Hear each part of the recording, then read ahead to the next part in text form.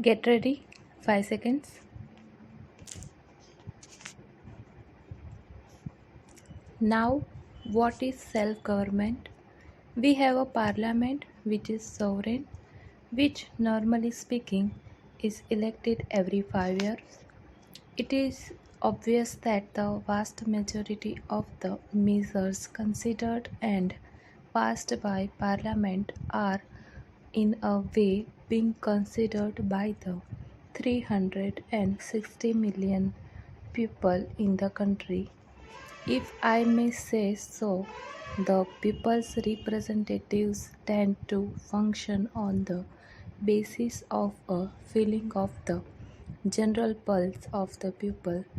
The latter have got the power to kick out a government or a member after a certain period of time, as it is important to keep the government or parliament in check.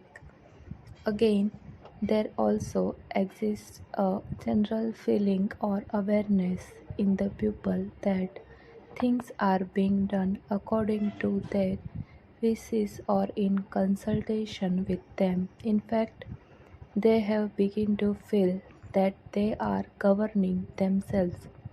This is only partially true, but it is true enough in the sense that there is a check on the government and also on parliament, and that it can be kicked out if it went too far in any direction. Therefore, it behaves and tries to keep in line with public opinion. By and large, a parliament or a government does what is reasonable without really making a reference to the people, so long as it gives the impression that democracy has been preserved and that people are being consulted, that their wishes are being respected, all is well. But whether they are actually consulted or not is another matter. If they get the impression that things are being imposed upon them, then function arises.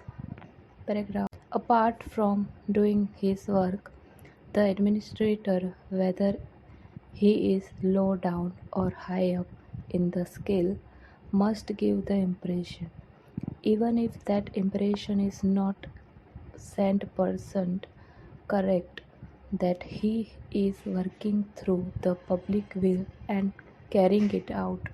Of course, this cannot always be done. The administrator cannot carry out everybody's will, but he must try give the broad impression that he is functioning in accordance with the public will, always thinking of public grievances, trying to remedy them, and consulting the people. Whether such an impression is created or not depends upon the manner in which the administration functions. It is quite essential in a democracy to create this impression in the interest of both the public and the administrator.